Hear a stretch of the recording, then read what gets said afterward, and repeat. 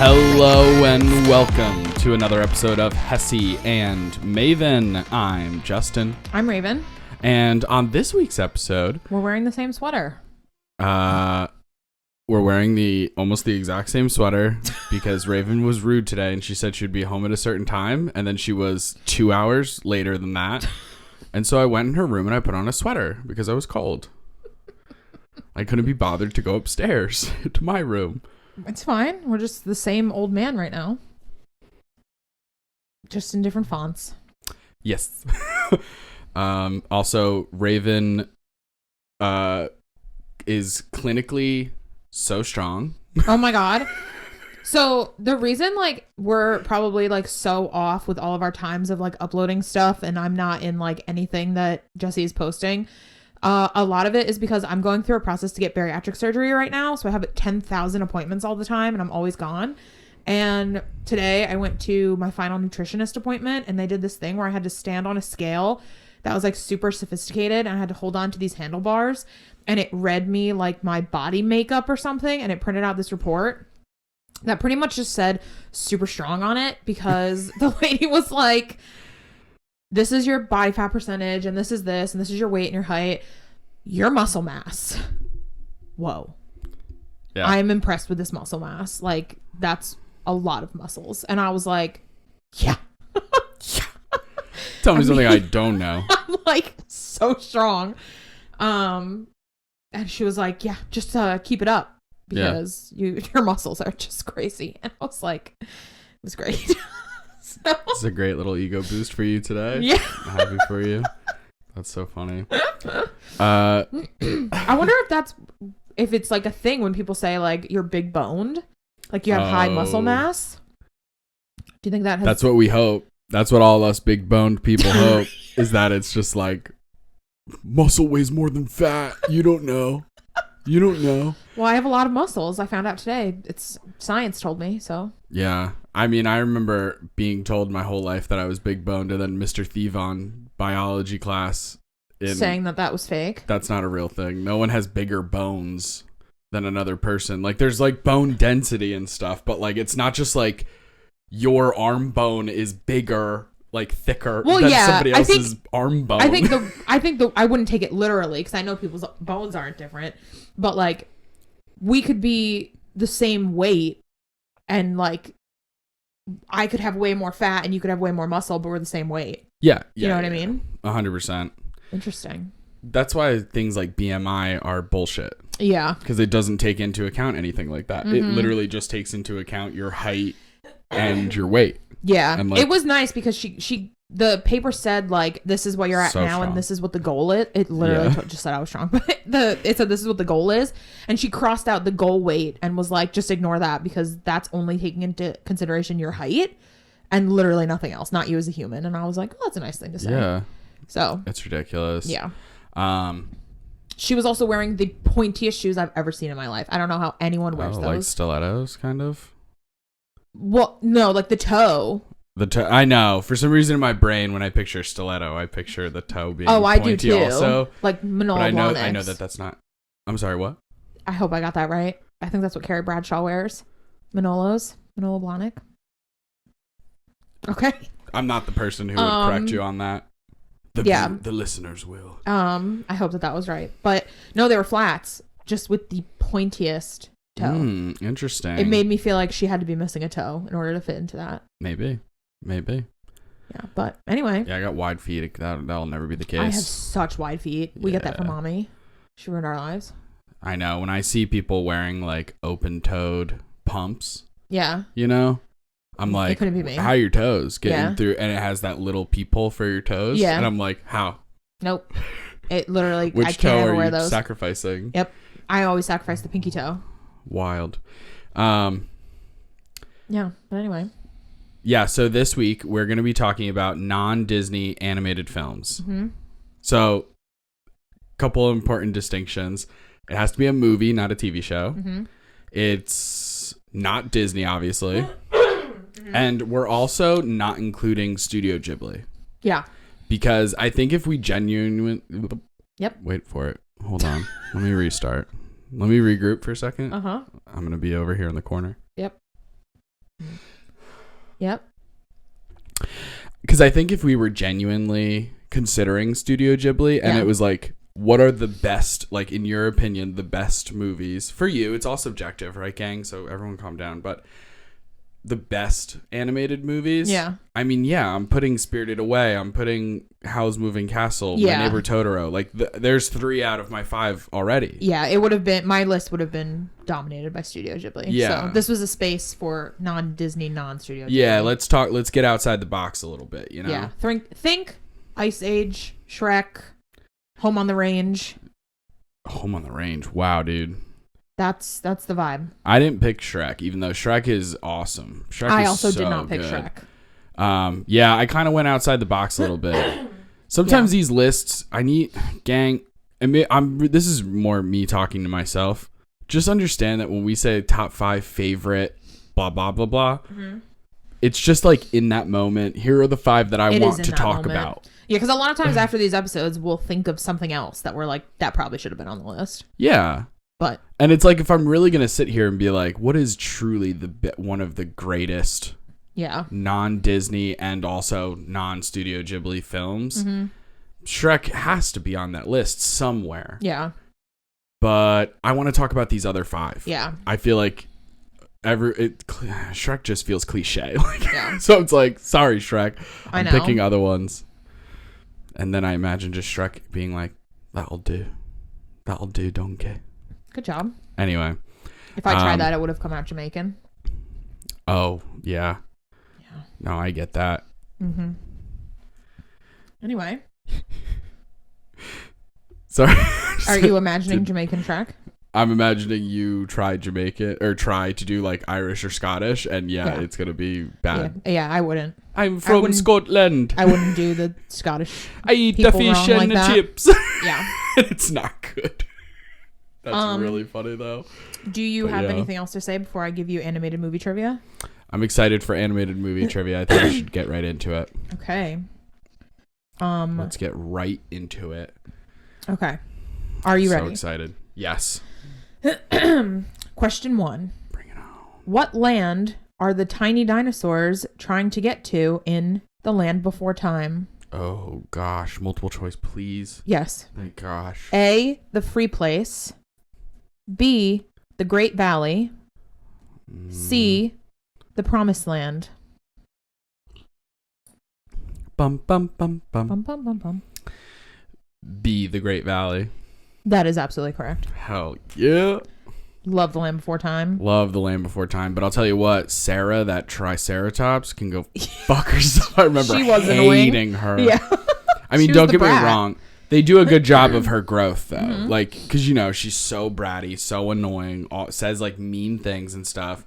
And then, like, I can't remember if she gets kicked out of the group or something. But then, like, when she's crying and she kind of is like, guys, I'm really sorry. Yeah. And everything, like, it works.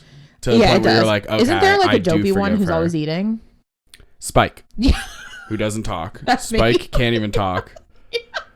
I always like... He's just always eating tree stars. Yeah, and then there's Petrie, the little pterodactyl. Yep. And then there's Ducky. Mm-hmm. Why do I know all Ducky's this, the main dude? one? I haven't fucking seen this. No. Oh. That's Littlefoot. Littlefoot is the main How dare one. You. Ducky is the one... Ducky is the one who goes, yep, yep, yep. Aw, yeah. The little duck-billed platypus. That's true. Duck-billed platypus. Duck-billed, you know what I mean? Yes. Duck-billed hadrosaur or some shit, whatever the hell kind of dinosaur it is. But I just remember, she was always the reason. I assume that, I don't mean to assume genders of dinosaurs, gang, but please excuse my, but like, I always assume, like, I remember feeling like that was one of those characters where I picked up like a character trait from or something, like, I just remember repeating myself a lot, and to this day, like when I say, like, somebody will say something and I go cool. Yeah. Cool.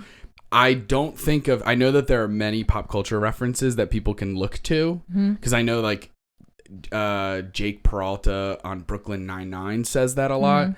I don't think of him at all. Not only have I never seen an episode of that show, but, like, I think of Ducky. Yeah. I think of that character from... Yep. So cute. What a sad movie. Loved her. Okay. Oh, God, dude. Heartbreaking. Are you ready for question 2? Gosh, yeah. I'm just thinking of the old the old, super old characters just being like, the Great Valley. Don't worry, little foot. And just, oh God, it's making me really sad. And then I remember the second one where there was those two like raptor-like creatures who would steal eggs. Yeah. And they were all like slimy, but I think they had like British accents. They'd be like, Reginald, oh my we God, need to get these eggs. I want to watch it now. We absolutely should. Okay, question 2. Okay. What Saturday Night Live star did the voice of Flint Lockwood in Cloudy with a Chance of Meatballs? A. Bill Hader. B. Andy Samberg. C. Chris Kattan. Kattan? Oops, dropped something. I'm gonna say B. Andy Samberg. Bum, bum, bum, bum. A. Bill Hader. Nuh-uh. Bill Hader is the voice of Flint Lockwood. That's what it says. No way.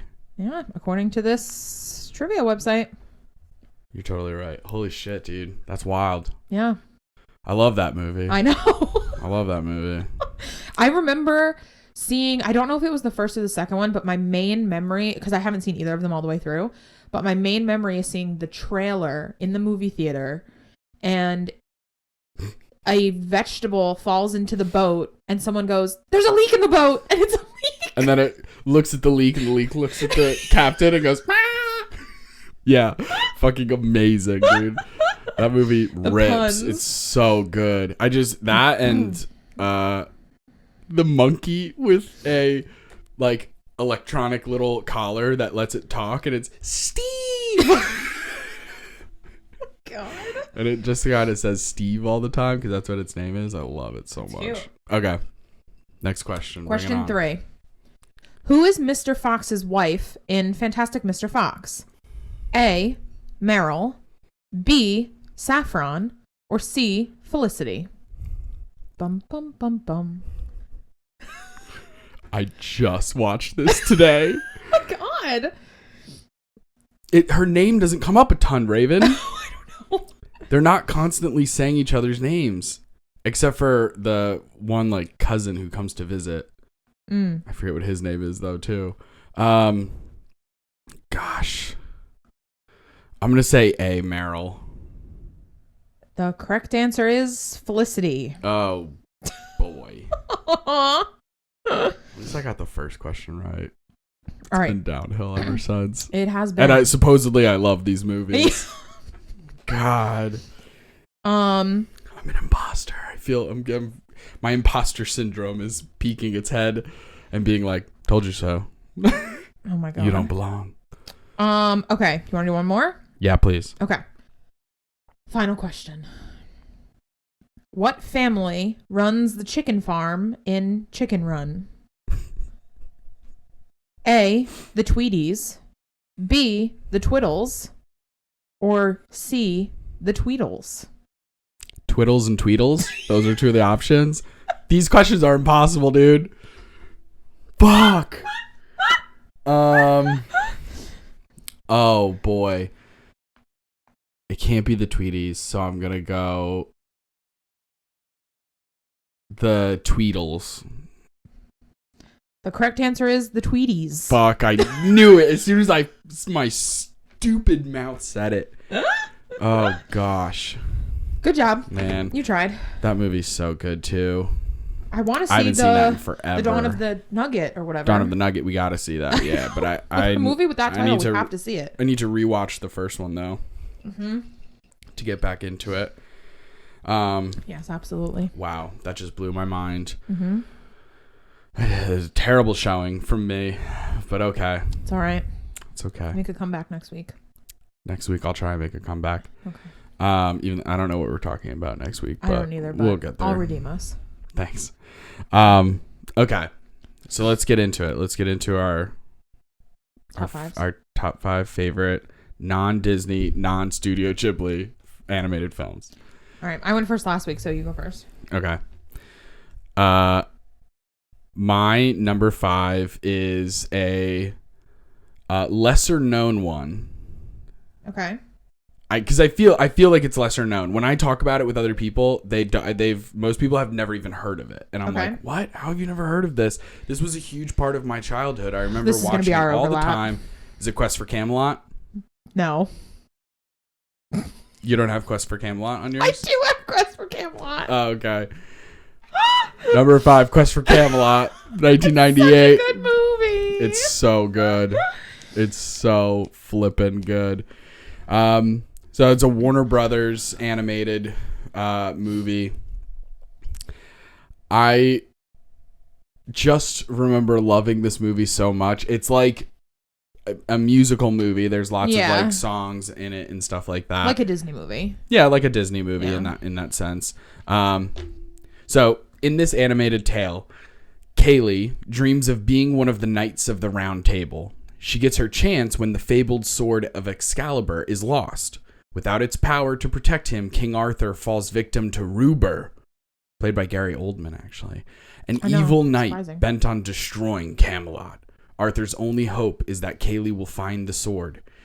She gets some invaluable assistance from Merlin's trusty falcon, a dragon with a split personality, and a sweet blind man named Garrett. I love Garrett. Played by Cary Elwes. I remember having such a crush on him. I know. His last name is a complete mystery to me, and I've always felt that way. Who, the actor? Cary Elwes. It's Elwes. Is it just Elwes? Oh, or is it Eulez or something? You know what? I don't know, but now that you're saying it out loud, there is an episode of Hey Babe where Sal is referring to this actor, and he calls him Carrie Always. Honestly, so always makes sense to me. I don't know. I'd be fine with that. It is interesting also to note that apparently Carrie Always voices him sometimes, but there's a different actor, Brian White, or not even an actor, I guess. Brian a White, different voice is the singing voice. Yeah. But anyway, I just remember loving it. Oh, it's so good. I love it so much. Like, the two-headed dragon is hilarious. The two-headed dragon is literally hilarious. You and Kate. It is me and Kate. Yeah. Yeah. So that's funny. Pretty accurate. I love the little axe beak character. Mm-hmm. It's just, man, it's got so much good humor. It's so fun. It's got romance. It's got romance. It's got adventure. It's got like a good villain to hate, you know? Yep. The villain has like the dopey sidekick, and then even it's because he has a couple of dopey sidekicks now that I think about it, because he's got the axe beak, which is just like picture a chicken, but its face is like an axe. Yeah. So you'll see my hand motions it's on still the dopey, on the YouTube to know what I'm referring to. But yeah. And then he's also got a griffin, and the griffin is also kind of a dope. Yeah, it's so the griffin funny, is a dope. Man. Yeah, but it's good though, great. and it's got like female power because Kaylee wants to be a knight. Mm-hmm. So she's like, and she crushes it too. Yeah, she crushes. She's it. like, I'm gonna fucking fight, and I'm gonna destroy the bad guy. Yeah. And it's got enemies to lovers, because Garrett hates her at first. Oh, because true. she like fumbles through other, the forest and like steps on stuff, and he's like, "Can you watch where you're fucking walking?"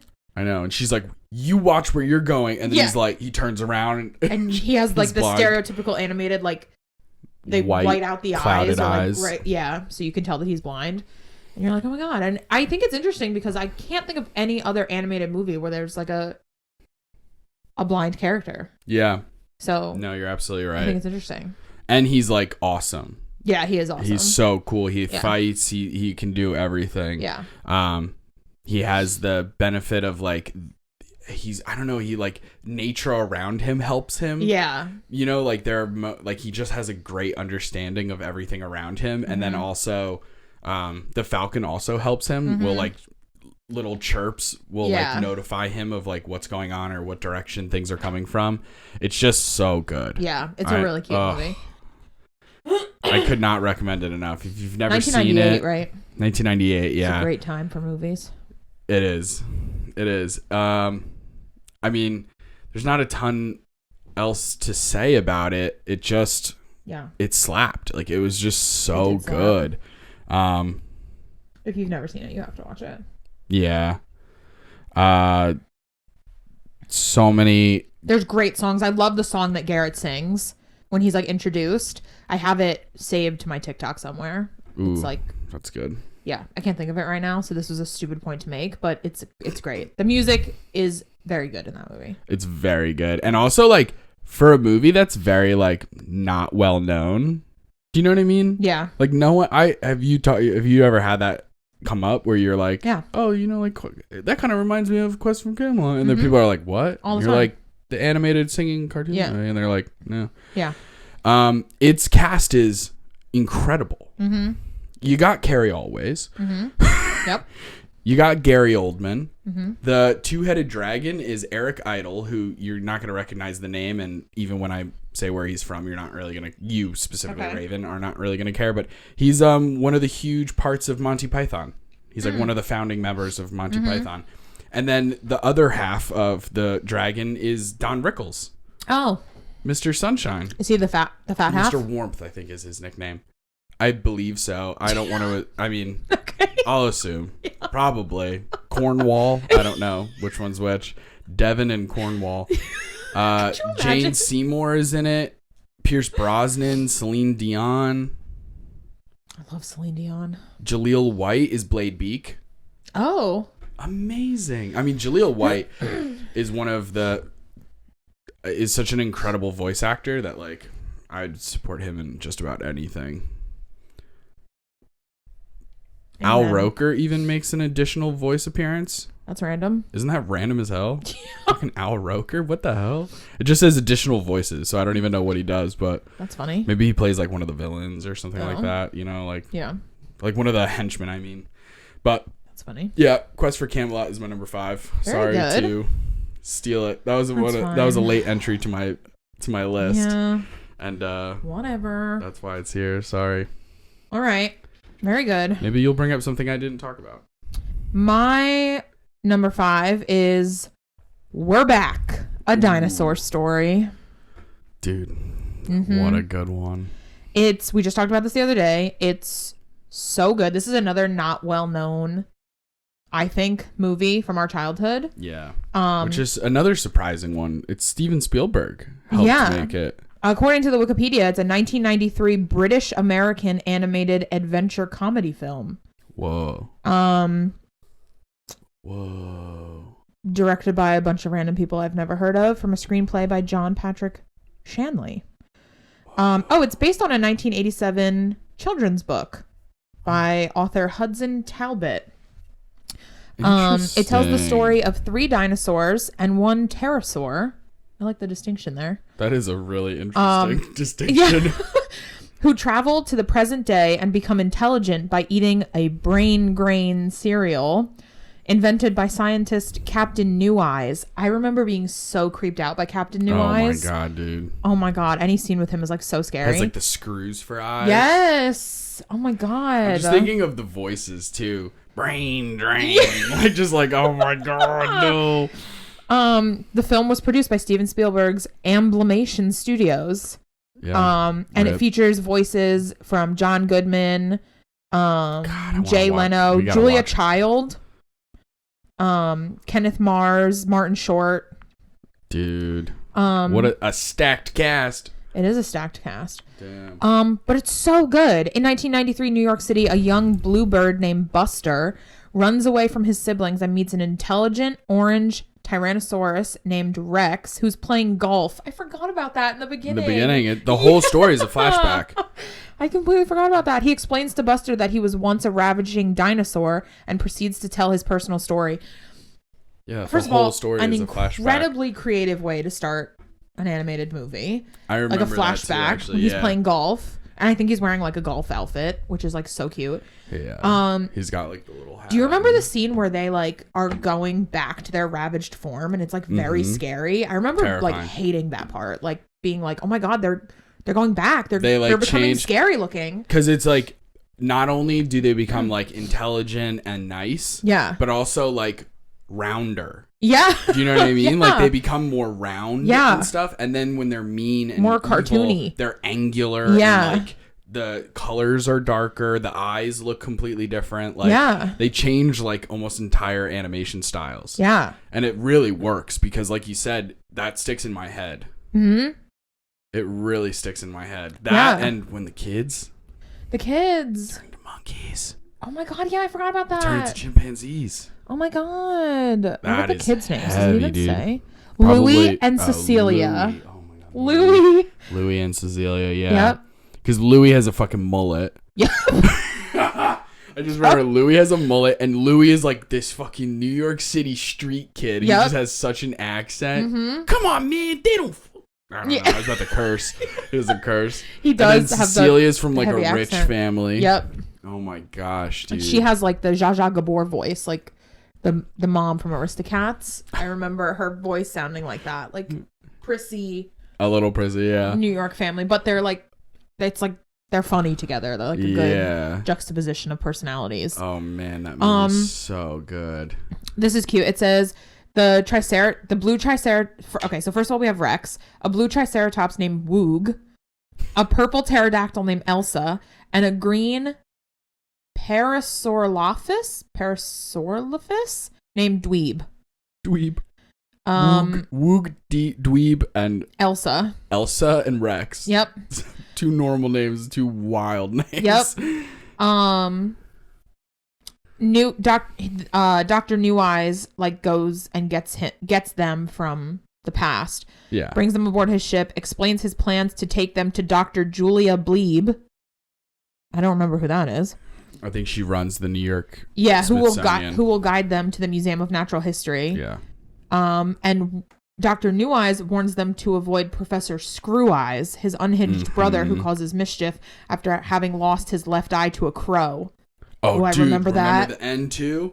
When the crows kicks the old bucket? Yeah. Bro. That movie is wild. I remember that whole circus show. How dark it was and how they're laughing and screaming, and a lot of the people in the audience are like very punk. The horror-themed eccentric circus. Yep. They have like mohawks and like spiky hair and like lots of piercings and stuff, and just being like, "Yo, look at these people." Yep. So scary.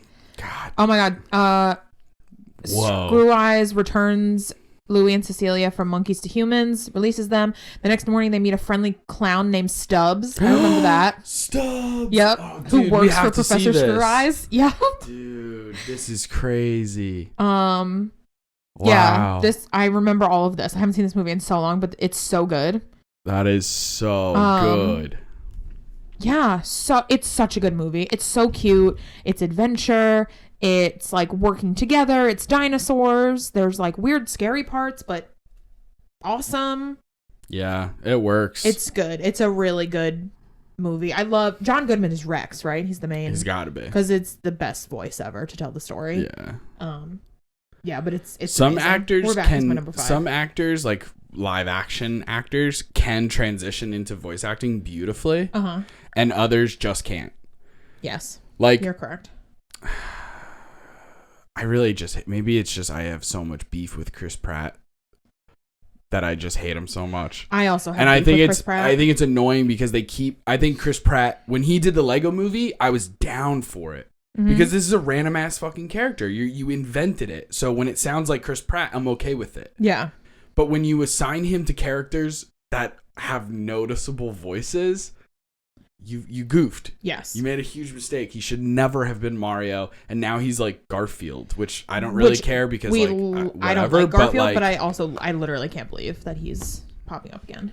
Insane. Anyway, that's my number 5. What a great one. Okay. My number 4 is Cloudy with a Chance of Meatballs 2. Oh. Specifically the sequel. Okay. The first one is good, but the second one, that's the one with the leak. The leak? Because, so Cloudy with a Chance of Meatballs 1. Now, it pretty much follows the book. I mean, it embellishes it a ton because it's just a children's book, so it's very basic. But, like, it embellishes on it. But it's kind of that, like, you have this island and this group of people who live there and this crazy scientist guy, and he invents a machine that can turn the, like, water into food.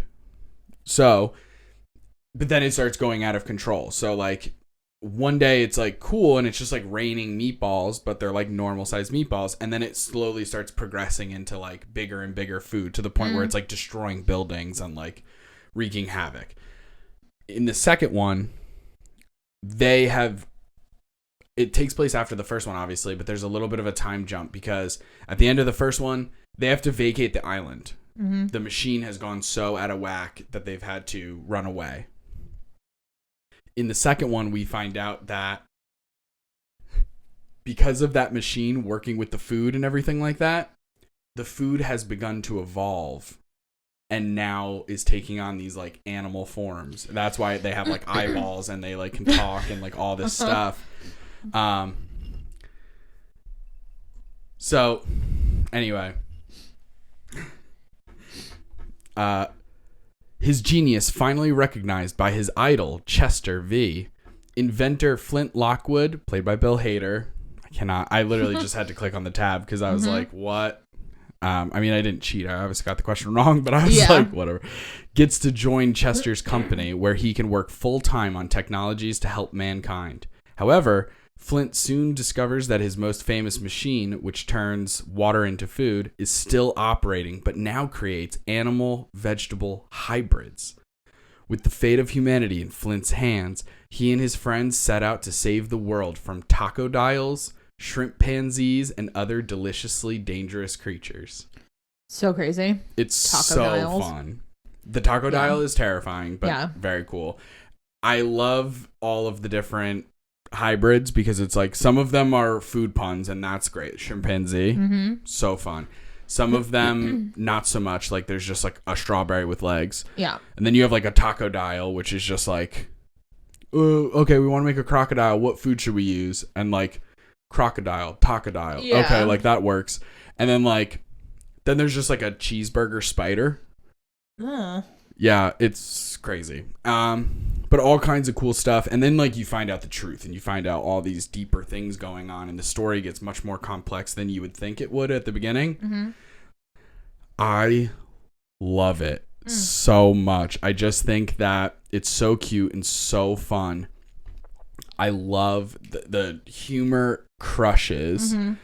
The characters are fun. The animation is beautiful. I just love everything about this movie. Is this a DreamWorks movie? I believe it is. Sony Pictures Entertainment, actually. I don't think it is DreamWorks. Yeah, I don't think it is DreamWorks. It's a win for Sony. Big time. I feel like they don't have many, so. No, probably not. Probably not. But yeah, Bill Hader's Flint Lockwood. Yeah. Anna Faris plays Sam Sparks, which is the love interest, sort of. Neil Patrick Harris plays Steve. Interesting. Andy Samberg is in the movie too. He just plays a different character. James Caan plays Bill Hader's dad, Tim Lockwood. I don't know who that is. James Caan? Yeah. It's all right. He's in the movie Misery. That'll help you. But he plays the dad who's like bald. It's just an eyebrow and then just a mustache. Perfect. Do you know what I'm talking about? He's the one who's like, there's a leak. It's so funny. I love that it's just an eyebrow. Will Forte plays the CEO of this huge technology company who ends up hiring Flint Lockwood. Okay. Terry Crews plays that police officer cop guy. Who's just like Flint Lockwood. Yeah, perfect. Very fun. Kristen Schaal, are you familiar? No, show you a picture by name only. Take a peek, Ski. Yes. You seen her? Yep. She plays Barb. Okay. Who is an orangutan. Yeah. Why do I say it like that? Because sometimes I say orangutan. But there's no G and I realize there's no G at the end, but it sounds better. It does sound better. Anyway, she plays Barb, who's an orangutan. And she always wears a puffy vest, and she has a bob, but then like a side ponytail with the bob. And she can fully talk and everything. Incredible. And it's really funny, yeah. That woman's in 100 things, and I can't think of a single thing. And I can hear her voice. Agreed. And it's always... She's so funny in this. Yeah. You have to watch it all the way through. I know. I don't know why I never have. It's also very sweet. Like, it has such sweet moments also. Yeah. Like, man, I really, really love it. So I would highly, highly recommend it. And yes, seeing the first one, obviously it's going to be a little bit helpful, but I kind of don't think you need it. Okay. Like, You know what I mean? Like, I kind of feel like as long as like you that. could literally, like, read a description, like, Mm-hmm. go on Wikipedia and read the plot of the first one and you'll be fine. Yeah. You don't really need to see the first one. There's, like, a handful of moments where you're like, maybe that would have been funnier or made more sense, but not even really. I genuinely think that the second one stands alone. And it's one of the few times where the sequel is, like, in my head personally, now it's all subjective, right? Mm-hmm. The second one is leagues better than the first one. And that's not to say the first one's bad. Yeah. But the second one is so good. Interesting. Like, when it comes to rewatchability, you know, that's Yeah. a big factor for the two of us also. Yeah. Second one, peak rewatchability. I love watching it. And then if you find somebody who hasn't seen it, Even better. now I need to see it again Yeah. with you. But the first one, Excellent. I'm not going to waste my time rewatching that Yeah. one with anybody. Yeah. It, like, if I was like, oh, have you ever seen the Cloudy with a Chance of Meatballs Mm-hmm. movies? And they're like, no. I'd be like, all right, well, I don't want to keep you for 5 hours. Right. So let's just watch the second one. Yeah. And they'll be I totally like, get oh, that. what if I'm not? No. You'll be fine. Yeah. Chimpanzees. You'll be fine. Yeah. I totally get that. You gotta watch it. Oh, All right. so good. That's my number 4. Very good. Okay. Now, in the interest of time and not being redundant, my number 4 was Quest for Camelot. We already talked about it. It's an excellent movie. Do you want to jump to your number 3 or should I jump to my number 3? Jump to your number 3. Okay. My number 3 is The Lorax. Ooh, I know you like this one. I love The Lorax. I love Dr. Seuss novels. I hear he's problematic. Books. I hear he's problematic. We're not going to talk about it, but I love his books. I love the movie The Lorax. Some of his stuff is problematic. I mean, probably as an author, his personal life, I'm sure. That's what I mean. His personal life. But we're not going to talk about it. We're going to talk about The Lorax. Okay. Beautiful. Which is so good. This is the second, according to Wikipedia, this is the second screen. I'm referring to the 2012 animated film that came out, starring Zac Efron and Taylor Swift. Yes. It's the second screen adaptation of the 1971 children's book of the same name. Let me take you through. Because the first one is more, while you're looking for that, the first one is more similar in art style to the original Grinch. Yes. Animation style. It's more similar to that. Yeah. Okay. Let me take you on a quick rundown of the plot. Yeah, where they don't embellish. Whereas the Lorax kind of takes this one embellishes Seuss's story and then builds upon it. Yes. Which I'm all for. I think that's fine. It's so good. Okay, so 12-year-old Ted Wiggins, he lives in Thneedville. A walled city where all vegetation is artificial. One day, Ted is infatuated with a teenage girl named Audrey, voiced by Taylor Swift, and decides to impress her with a, quote, real tree. His grandmother, Norma, tells him about the Onceler, who knows what happened to the trees. Onceler? I love Dr. Seuss. I really do. Ted leaves Thneedville and it's hard to say, and discovers that the outside world is a barren, contaminated wasteland. He finds the Onceler, who agrees to tell Ted the story of the trees over multiple visits. The next time he leaves town, Ted encounters Thneedville's greedy mayor, Aloysius O'Hare. Whoa. It's a name. Whose company sells bottled oxygen. Explaining that trees and the oxygen they produce pose a threat to his business, O'Hare intimidates Ted to stay in town, but Ted doesn't listen and continues to visit the Onceler. And then the Onceler tells him the story of how, when he was younger, he was an embarrassment to his family because he wasn't doing anything. So he was an inventor and trying to invent stuff to get rich. And then he stumbled upon the truffula tree forest. And then he makes stuff out of the fluffy truffula tree fluffs. And he makes a thneed, which is just a weird cloth that can be used as a scarf, a sweater, a hat, whatever. Yeah, multi-purpose. A multi-purpose knitted garment is what Wikipedia calls it. Called a thneed. And then he eventually chops down all the trees, and it's he's going crazy. And then he gets visited by the Lorax, who's the guardian of the forest. And the Lorax is voiced by Danny DeVito. which is excellent for entertainment value. Very good. And it's just like so cute. And then the Lorax like tells him like, you're on a dangerous path. If you keep doing this, like you're gonna mess up everything. And you're gonna end up unhappy, and you're gonna ruin the world, and all these animals are gonna have nowhere to live, and it's gonna be terrible. And Ted is so like sad. Not Ted. Not the Onceler. The Onceler. The Onceler's like, well, tough. I want money and fame, and so I'm gonna do it anyway. And then he cuts down all the truffula trees, and then there's no more, and then he can't make any more thneeds, and then he's beat, and then his business goes out of business, and it's a cautionary tale. And it's deep because honestly, I mean, look at history. That's happened a million times. Yeah. Like overfishing, over hunting, over exploitation of different resources. It happens all the time. Mm-hmm. I've heard that that's what happened with, the Easter Islands. Something similar happened on the Easter Islands. You know, the big giant Easter heads, the Easter Island heads. Mm-hmm. It was like competing tribes would try to, I don't know how true this is. I believe I saw this in a documentary, but like competing tribes would try and build bigger and bigger ones.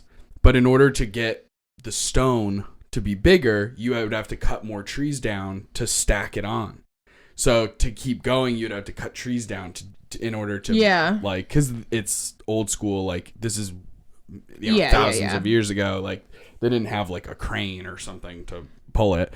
For sure. So you had to like create platforms out of wood, and it just depleted their resources to the point where I forget the name of the real name of the island. I think it's Mahapui or something like that.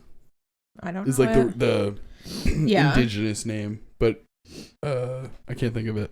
But yeah, so the Onceler tells Ted this whole story and then gives Ted the last truffula seed and tells him to plant it and force everyone in town to care about trees so that they can regrow everything. Yeah. And then he has to fight the mayor, and because the mayor's like, no, I need to sell oxygen to make money, and Ted is like, no, we could just have fucking trees. And then he ends up succeeding, and then as time passes, the land begins to recover. New trees are planted. The animals start to return.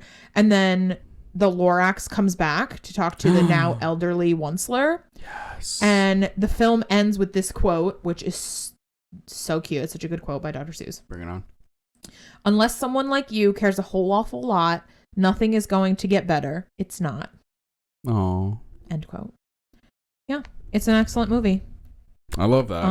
Danny DeVito, Zac Efron, Taylor Swift. I love that. The Lorax. The idea of paying for bottled oxygen is wild. It makes me think of bottled water. Mm-hmm. This like resource that we all need to survive, and companies making a huge profit on it, and like shutting off certain access to clean water so that they can keep their profits and stuff. Yeah. It makes me so sad and also furious. I see a meme online all the time of the Lorax, and he says, like, because there's a thing when he introduces himself, he says, I am the Lorax, I speak for the trees. Mm-hmm. And I see a thing all the time that's like, I am the Lorax, I speak for the trees. If you don't recycle that water bottle, I'll break your fucking knees. Hell yeah. It's so funny. Hell yeah. But anyway, that's my number 3, the Lorax. I wrote a satirical, no, it's not satirical, it was just meant to be a spoof. I wrote a poem in college called The Anti-Lorax, where it was, I am the Anti-Lorax, I speak for the allergies. And it was just like a joke on the fact that like, oh, I hate trees only because of pollen. Like, of course I don't actually hate trees. It was just like, I'm so tired of sniffling. I know. But all right, that's a really good one. Thank you. Okay, so my number 3 has everything. It's got romance. It's got a villain and a good guy who switch sides. It's got humor, action, everything. Okay. Megamind. Oh, I just saw a TikTok about this the other day. Yeah. The girl was like, I'm trying to find a movie that has this, that, and the other thing. And she's like, Megamind. I know. But what about Megamind? Yeah, like, oh exactly. God, I've never seen it. Megamind. So flippin' good. Okay. It is incredible. It also has like some really interesting, I guess, like if you were to be like one of those film theory people, you could look at it as like a deeper commentary on superheroes and like the way that superheroes work and stuff like that, like on the genre. Yeah. Which is really, really interesting. So Will Ferrell plays Megamind. And Tina Fey plays Roxanne Ritchie. Brad Pitt plays Metro Man. David Cross is Minion. Ben Stiller is in there. Justin Theroux. There's all different kinds of characters playing different roles, whether small or big. And then Jonah Hill plays Titan. I feel the really interesting thing is I was almost positive that his name Titan was like Titan, but on IMDb they're spelling it Titan like loosen Titan. Tighten. Wild. That's weird. Hold on, let me check because I also have a tab open for. That is strange. No, that's Rotten Tomatoes also has it spelled that way. Insane. Anyway, who cares? Okay. So. Though he is the most brilliant supervillain the world has known, Megamind is the least successful. Thwarted time and again by heroic Metro Man, Megamind is more surprised than anyone when he actually manages to defeat his longtime enemy. But without Metro Man, Megamind has no purpose in life, so he creates a new opponent, who quickly decides that it's more fun to be a bad guy than a hero. This movie is so I should see this movie. I don't know why I never have. Dude. It's so good. I think it's because you have a wall up anytime Will Ferrell gets mentioned. That's fair. I kind of think that that's it. It's so good. It's so good. And now that I know that I mean, I suppose it could be worse, but now that I know that Jonah Hill is a misogynist and a little weird, let me say this. It's a little weird. He looks exactly like his character, and it's goofy as hell, and it makes me laugh. Well, good. But anyway, the movie's so good. It's just great. It has, like, the music works really well into it. Yeah. It's just so good. Yeah. For Book Talk girlies, this movie is often brought up when people are interested in storylines where the villain gets the girl. People most of the time jokingly, but they'll bring up Megamind. They're like, it happens in Megamind. Yeah. It's so good, man. There's so many funny moments. Like, you would laugh so hard, Raven. Like, I'm trying to think. There's like a part where this is when he's still like villain mode, and he like captures Roxanne Ritchie, right? Tina Fey, like the beautiful, she's like a reporter, and she's like, oh, I love Metro Man. And so naturally Megamind's like, I capture her. So he captures her, right? And like he's like trying to make her feel scared, I guess. And he's like showing her all these like terrible, like the pendulum of doom kind of thing, you know? And she's like, whatever. And then like a small spider just drops down, and she's like, what is this? Is this yours too? And he looks at it, and you can tell that he's like, I've never seen that spider before. But he goes, yes, yes. The poisonous spider from the jungles of the Amazon. And then she just goes, and blows on it, and it hits him in the face, and he's like, ah, ah! And it's so funny. That'd be you if you were a villain. Yeah, I've heard really good things about Megamind. Really good. Really, really good. Very good. Highly recommend. I have nothing more to say about it. It just kills. It's very so good. Funny. I'll add that to the list. Yeah, it's so much humor, a little bit of good romance, good storytelling, and everything like that. It has like a great, I don't know, act structure. I hear people say that all the time. I don't even know, but I love it. It's got good rewatchability too. But yeah, oh, love it. All the movies so far, I feel like, are good rewatchability. Yeah, definitely. Okay, you ready for my number 2? Ready for your number 2? Dr. Seuss is making another appearance. Do you know what it is? I do know what it is. Horton Hears a Who. Yep. I love this movie so much. It's so funny. Jim Carrey excellent. Steve Carell, also excellent. This movie's so good because it's 2 stories in one. It's you're right. The world of Horton, where he's out in the jungle of Newell and he's doing his thing with all the animals and the weird creatures. And then there's Whoville and what's happening on Whoville. So there's 2 different stories. I believe Jesse McCartney makes an appearance. He is the singing voice for the JoJo. JoJo is the mayor's, voiced by Steve Carell's son. And he's like the goth he's like all black and gray. Yeah. And he sings and you just like love him so much. He's so cute.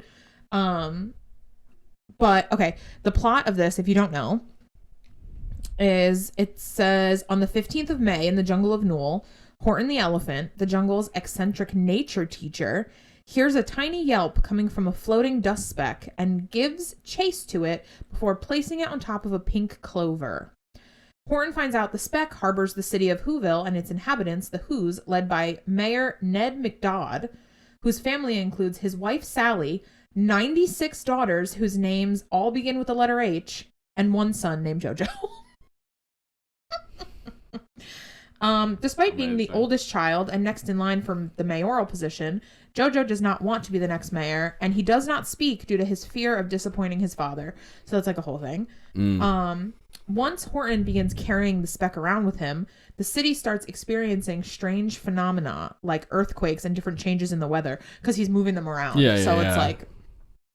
and the mayor finds his attempts to caution Whoville challenged by the town council. So what's happening is the elephant is walking around with a flower that he's telling everybody has a speck on it. And on the speck is a city where there's people on it. And so everyone in the jungle is like, steer clear of Horton because he's fucking crazy. He's carrying around this clover. He's talking about a speck. And his like hate team is led by this mean kangaroo. And she's like the crazy Karen. She's like, don't listen to Horton. He's nuts. He thinks about a speck. And then the mayor of Whoville is like, we're being carried around by a giant elephant. That's why this crazy stuff is happening because he's moving the speck around and we live on the speck. So everyone at Whoville is like, the mayor's fucking nuts. He thinks we're on a speck. Yeah. So it's like this dual thing that's happening between Horton and the mayor, which is like a cute storyline. Oh my God. I just realized that the kangaroo is called the sour kangaroo, which is funny. Let me see.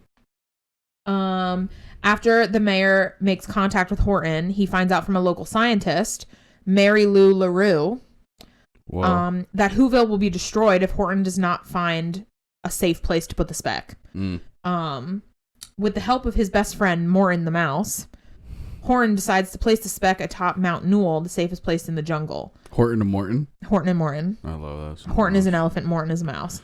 I wish I had a best friend named Mustin. Justin Mustin. Mustin is probably the worst of the Justin rhyming names you could have chosen. It was because of Morton. Oh, fair. It was just totally fair. Morton Mustin kind of thing. Yeah, so everyone against Horton is the sour kangaroo.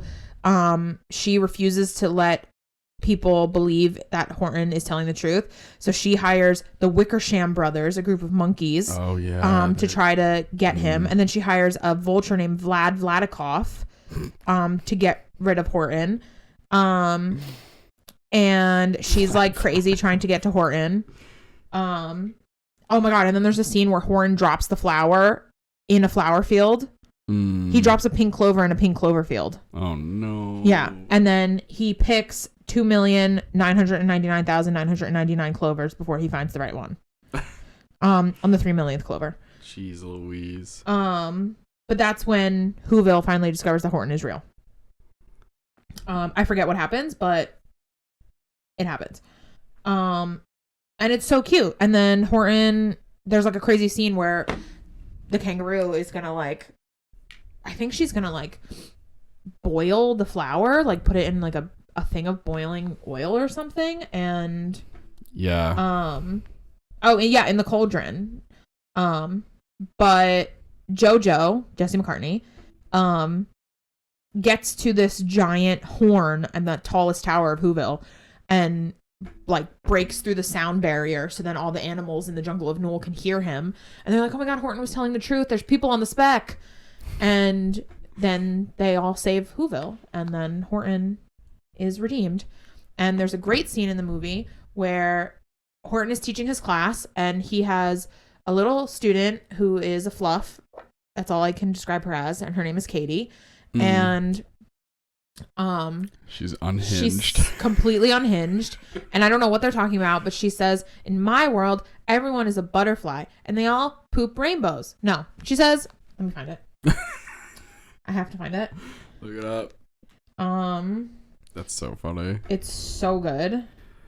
It is. It's one of the most clippable, quotable parts of that movie. Yes. It's funny when people come across it and they probably have no context, which, to be frank, Katie needs no context because she is so out of... Like, I would love to be a fly on the wall in that writer's room and be like, all right, so then let's have... All right, so he's a teacher, right? So you gotta have students. What are the students like? All right, they're this, and this. Okay, cool. What does Katie say? All right, what about this? Yeah. Go for it. This also says that Katie is a yellow yak. Of course. Of course. That's why she's one of the jungle children. But she says, on my world, everyone is a pony, and they all eat rainbows and poop butterflies. And then she kind of like has the creepiest little smile face, and then just does that Homer Simpson thing. Where she backs into the bush. And it's funny because she goes, ah. It's so good. So good. Yeah, it's amazing. It's an amazing movie. Everyone should watch it. I watch it. I frequently rewatch it. It's so good. I love that. That's my number 2. Wow. I'm excited to see what your number 1 is. Okay. Because I can't think of anything. Anyway, my number 2 is The Mitchells versus the Machines. I was hoping that this would pop up. It's so flippin' good. I remember one scene that well, I it's because you weren't paying attention. I was paying attention. I remember the movie, but there was one scene where I laughed very hard. Well, it's so good. Mm-hmm. But here, I'll just give you the description really quickly. That one's too long. Let me go to Rotten Tomatoes. Sometimes they put the synopsis and it's like so long. And Wikipedia. Like, these synopsises that I'm trying to read are too long. I know. Yeah. Oh, I'm on the wrong thing. Bing, bing, bing, bing. Sorry. Are you going to do that chia pet I got you? Huh? Maybe. Dude, all my plants die. All my plants die at my hands. And it's like, that's why everything's fake. Young Katie Mitchell embarks out on a road trip with her proud parents, younger brother, and beloved dog to start her first year at film school. But their plans to bond as a family soon get interrupted when the world's electronic devices come to life to stage an uprising. With help from 2 friendly robots, the Mitchells must now come together to save one another and the planet from the new technological revolution. It's very funny. The comedy is good. It's very good. Very good. The dad is so funny. The dad is all the scenes with the dad funny. Are funny. The mom is funny. The younger brother is freaking hilarious. This needs the a dog's name me, is Mochi, I think, or Monchi. Oh, that's a great name. Yeah, I think it's Monchi. Yeah. It's also got a stacked cast as always. So Katie, the daughter, like she's going off to school and everything, and it's also a beautiful story. Like, as much as it's so funny and like so much comedy, and then there's like action scenes of like fighting and like I don't know, thrilling, like exciting scenes of like, oh my god, are they gonna be able to make it and even like literally live versus whatever. And like at a certain point you're like, I don't even care if their family is still like good. I just want them to survive. Yeah. But all of that aside, it's also a beautiful story. Like, not only did it make me cry laughing, I cried. I cried happiness tears when things worked out, or like there's really, really beautiful callbacks in the writing, like in the story, like little tiny things that happen in the beginning or like flashbacks along the way. And then you have these callbacks towards the end and it just hits you right in the gut. But Katie is played by Abby Jacobson, who she's in that show, Broad City. And she's also in the, A League of Their Own. They did like the TV show version. And she was like, she helped create that and also starred in it. And then Rick, the dad, is played by Danny McBride. I had no idea that he could hit voice acting this good. He crushes it. Maya Rudolph, who I know has done voice acting before, so I knew she would crush it. She's the mom. The brother is played by Michael Rianda, who does a lot of voice acting, actually. And, like, his picture on IMDb is, like, a drawing. So, like, I'm not even sure who that is. I think he's just a voice actor. Okay. So, good for him. Yeah. Eric Andre, Olivia Colman, Fred Armisen, Chrissy Teigen and John Legend are in it. And they play super hoity-toity couple. So, like, you have, like, the normal family, right? And then you have, like, the couple who's like, oh, yeah, we're going off to Aspen and we're doing da-da-da. And, you know, our love is just so powerful that we can just persevere anything. And it's just like, they're so funny. And that's Chrissy Teigen and John Legend. And it's so funny. Blake Griffin plays a voice. Conan O'Brien plays a voice. Monchi is played by Doug the Pug, an actual pug. Oh, isn't that wild? Yeah. Cute. It's so good. It's just so good. Like, it's good. Talk about movies that I go out of my way to get people to watch. Yeah. This is one of them. Modern animated movies are very hit or miss, I feel like. Like, there's a lot of hits. No, there's a lot of misses with, like, newer animated movies that aren't Disney or Pixar or whatever. Yeah. So when you get a hit, it's good. Yeah, for sure. Like, I just remember laughing so hard to the point where I would pause the movie. Yeah. Like, I would pause the movie because I was missing things because I was still laughing from the previous joke. Like, it's so funny. It also, I mean, like, again, if you're trying to go film theory on this shit, like, it obviously has a lot of commentary on family, has a lot of commentary on generational differences, as well as just technology in general. But, man, it is so good. I love it so much, dude. It's a good one. Yeah. Very good. They did such a good job. There's so many funny parts, too. Like, the idea of the... Like, when the robots malfunction a little bit, and they're kind of like... They're like, no, this is how we always are. Yeah. And they're like, I don't think that is. No, we're definitely like this. Yeah. And it's just like so funny. Oh my gosh. I want to watch it movie. Tonight. Yeah. We should watch it tonight. It's a great movie. I would kill to watch it tonight. Like, anytime I have a friend who has kids, I'm like, watch this movie. You guys will cry together. Yeah. Like, my one of my best friends, Kyle Karskadin, has a daughter who obviously she's growing up today in age. Like, she has a phone. She knows TikTok, the whole nine, right? I'm begging Kyle to watch this movie with his daughter because it's dad-daughter technology. Yeah. It's a match made in heaven. I was like, how are you guys not going to both cry together, holding each other and feeling grateful for your guys' love? Like, then after this movie, like, everyone should watch this movie. Not to mention, it's a great movie. The pug is fucking hilarious. The little brother, I think, really kills it for me, too. Yeah. He's so funny. It's a great movie. Oh, my God. Like, when there's, like, the moments when he's, like, really into dinosaurs and... he like meets the young girl. It's like John Legend and Chrissy Teigen's daughter. Like, he like sees her somewhere and like he like loves dinosaurs and she's like, oh, I love dinosaurs. Do you like dinosaurs? And he's just like, I hate them and I hate you. And he's just like, because he's so overwhelmed with like his attraction towards this girl. Like, he's at that age where like he doesn't understand it, so he just like panics. Oh my God, it's so funny. Everyone should watch this movie. But okay, that's my number 2. What year did it come out? Off the top of my head, I'm just gonna say 2021. Let me look though. Yeah, nailed it. Nice. Yeah, it's 1 hour and 54 minutes. Not a second of it will you be like bored. Yeah. It also has, because she's a filmmaker, like, so the character herself is a filmmaker. The movie is so meta. Yeah. Like, there's like so many parts where it's as if she's making a movie. So like they're like the way the text pops up on the screen or like all the different things, like it's just so flippin' good. Everyone should see it. It's so good. But okay. Amen. Yeah, I love it so much. All right.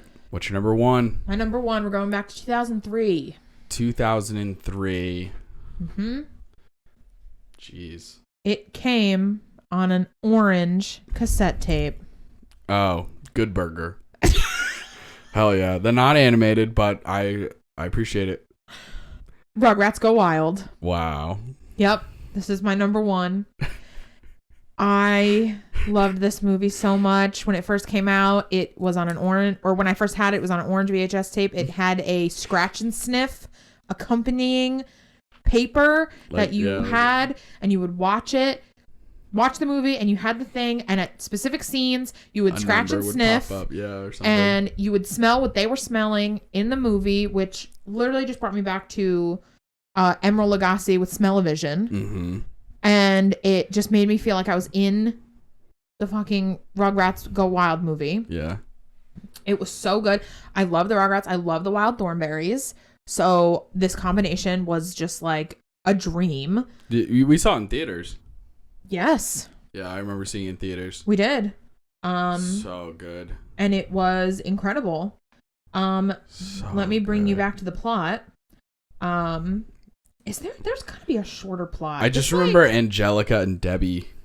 Yep. Getting close because I go? Angelica was like, "Yo, this girl is fucking cool." Yeah, Angelica was like, "I have to be cool, like Debbie." Isn't that from the first Rugrats movie? I don't know, but I think Angelica and Debbie sing it in the car. Maybe. In the van, their big van. Okay, this is the plot. Do you know Chucky is voiced by a woman? No, but it doesn't surprise me. I know Tommy is. Yeah, Elizabeth Daily. E.G. Daily, yeah. Yeah. Nancy Cartwright voices Chucky. Yeah, it doesn't surprise. A lot of young babies. A lot of kids. Yeah. Like children. Okay. Chucky and Tommy find themselves stranded with their parents on a remote island. By coincidence, the adventurous Thornberrys are also exploring the island. So with his talking dog, Spike, Bruce Willis, in wild. tow, Tommy takes Chucky on a walkabout meant to find Donnie and his sister Eliza. They'll need to be careful, though, as exotic leopard Siri is hungry and not afraid to make her presence known. Dun, dun. Dun, dun. Dun, dun. But it's incredible. They go on a imaginary safari where Tommy impersonates Nigel Thornberry and definitely calls him Nigel Strawberry. Who's his role model. Yeah.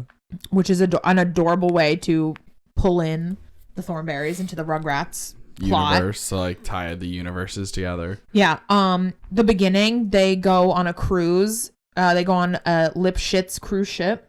Oh God, remember that? And every time fucking Dee Dee would be like, "Well, you know, Lipschitz says." Yeah, Dr. Lipschitz says. Oh my God.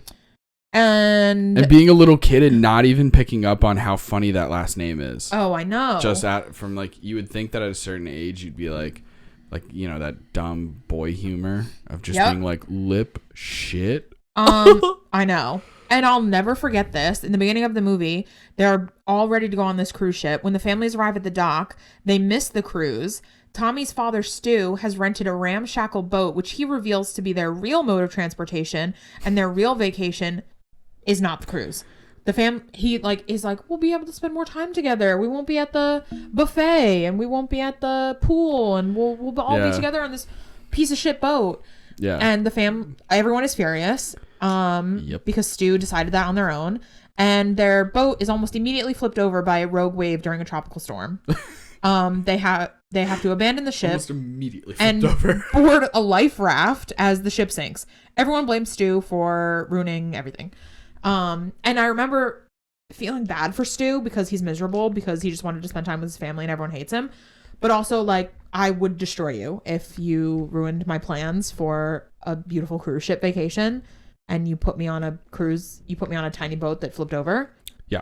I would hate you forever. Like, yeah.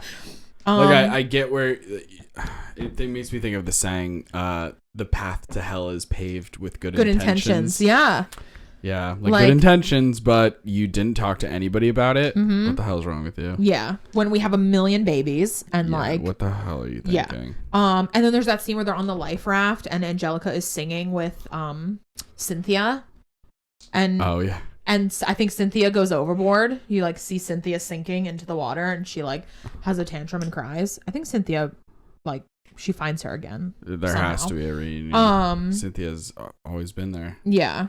But yeah, it's so cute. And they get onto the island, and Spike talks, and they have the leopard who's scary.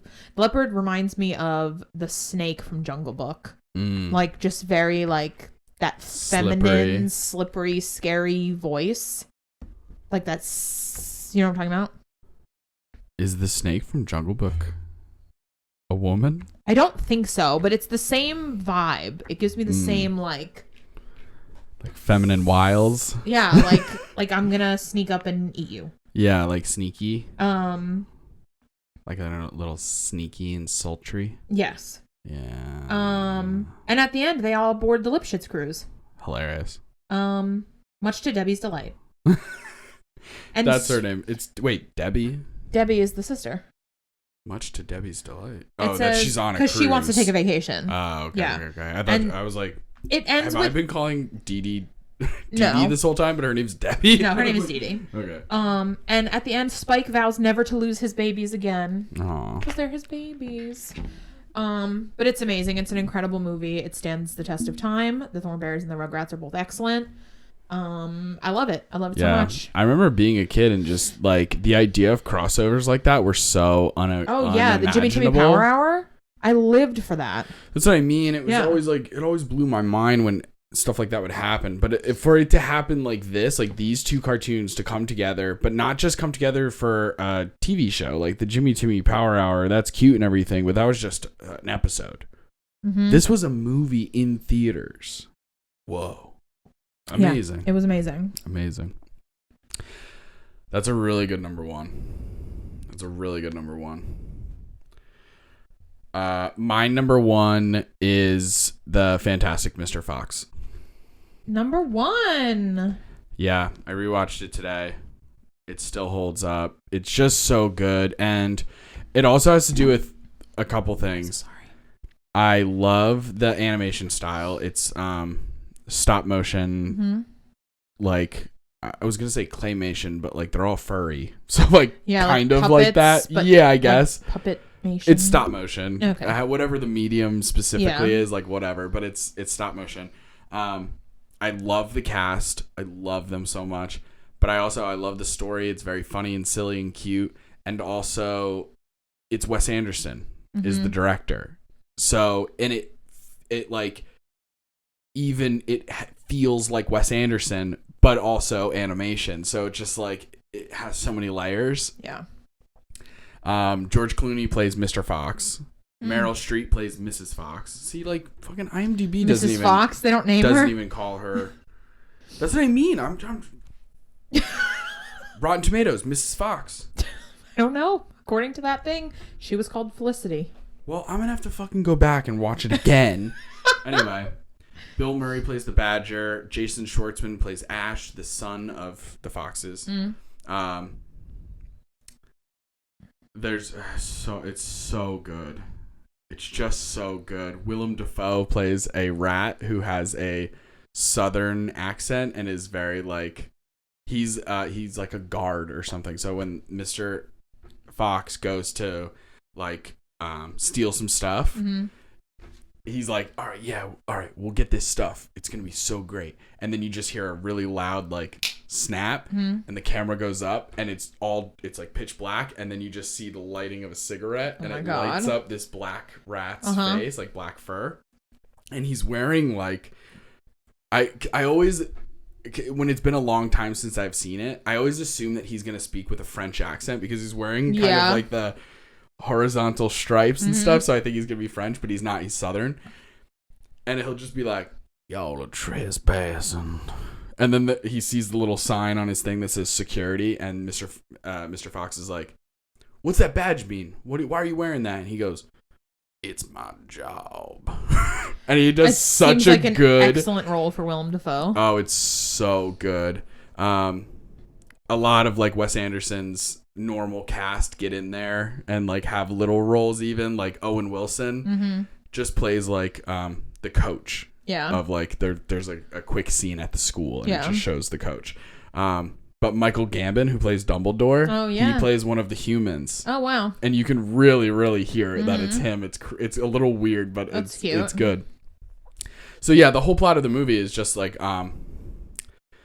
there's this fox and his family and everything like that, and he used to, his whole like career in life was stealing chickens and other poultry, like stealing birds from farmers. That was like his job.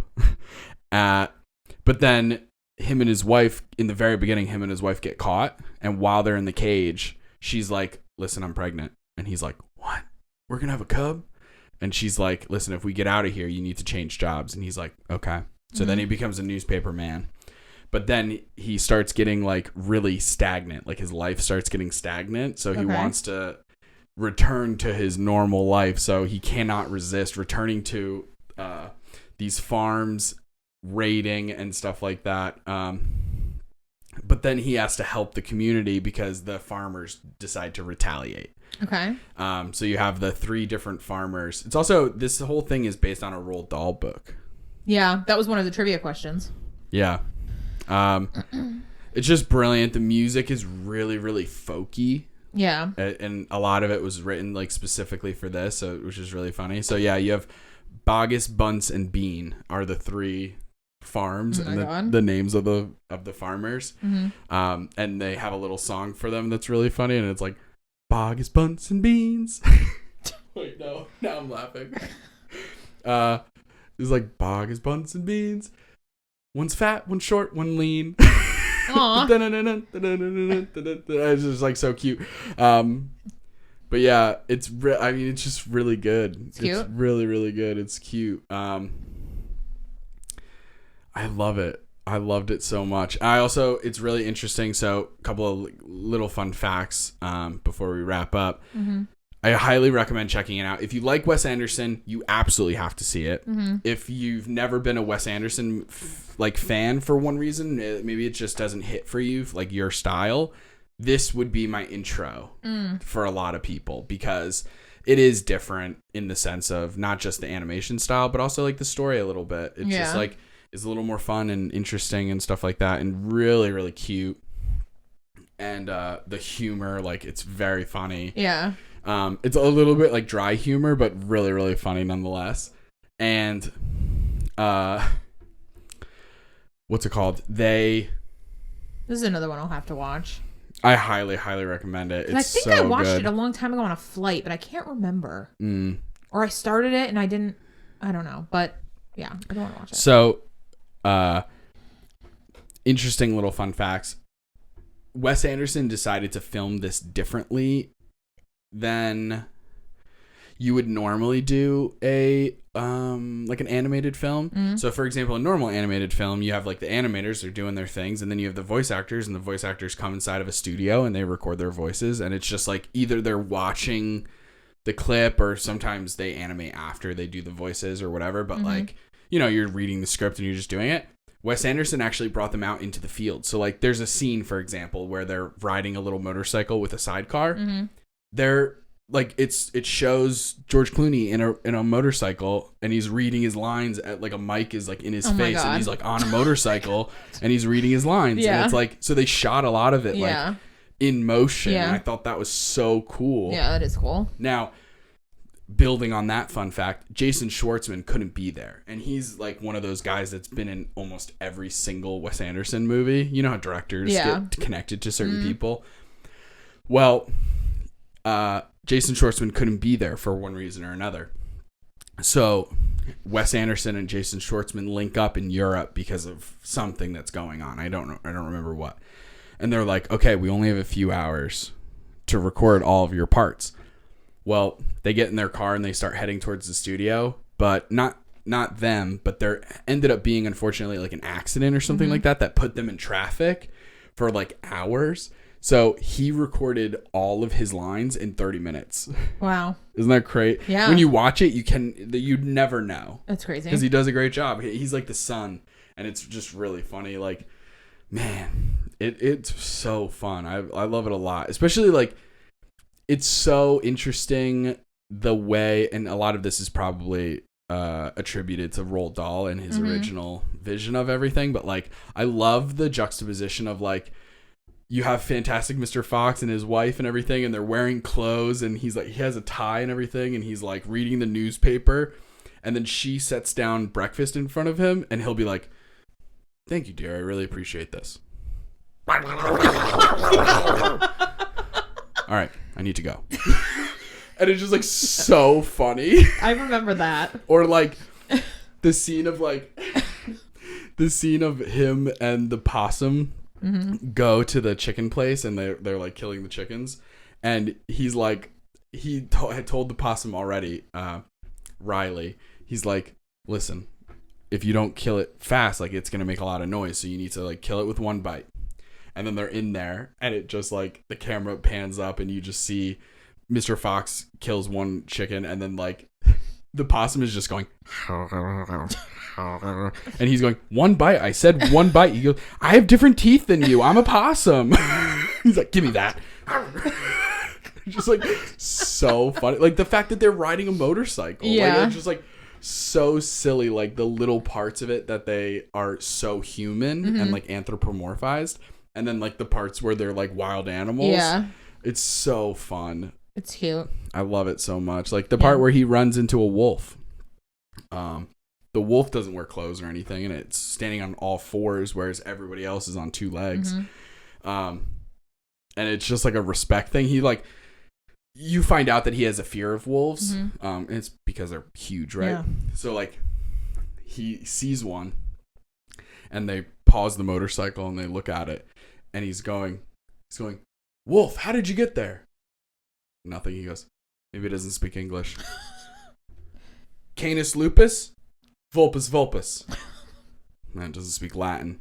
And then he says something in French, and he's like, I asked him what does he think of the weather.